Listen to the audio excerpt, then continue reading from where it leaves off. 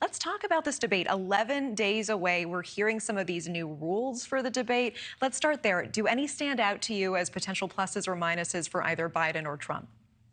Well, I think the big plus is that the mics will be muted while the other person is talking. One of the things that we've seen Donald Trump do in two presidential races now between Biden and Hillary Clinton, he is a king of interrupting people. He loves to interrupt. He loves to make jokes. He loves his one-liners, his zingers. And so I actually think that this will benefit President Biden, giving him the opportunity to fully explain himself and fully get his comment off the mic without having the interruption of Donald Trump. I think the challenging thing though as well is not having the audience there, and maybe that's actually a good thing again for President Biden, because one of the things again that we've seen with Donald Trump and his supporters is that they love to heckle, and they love to stand up and clap and boo and all of the things, and so this really will give, I think this will benefit President Biden more than it will benefit Donald Trump. I want to get a gut check from you on this particular moment in time, because it would have been one thing if we were coming off of the State of the Union, for example, where the general consensus was, wow, look at that showing, look at that energy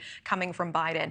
But we're seeing these recent clips, these recent events that Biden has been at, questions again over his cognitive acuity, if he is all there. How important is it in this debate that he appears so sharp and so vigorous?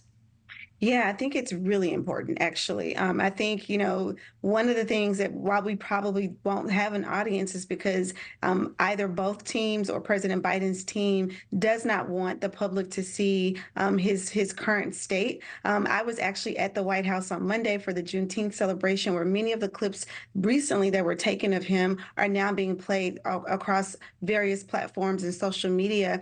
I think it's important that the president appears presidential. He appears sharp. He's able to clearly articulate exactly what the question is that he's being asked. There are no props, there are no notes. He will have a pen and a paper, but the same type of debates that we've seen in the past, this one will be different.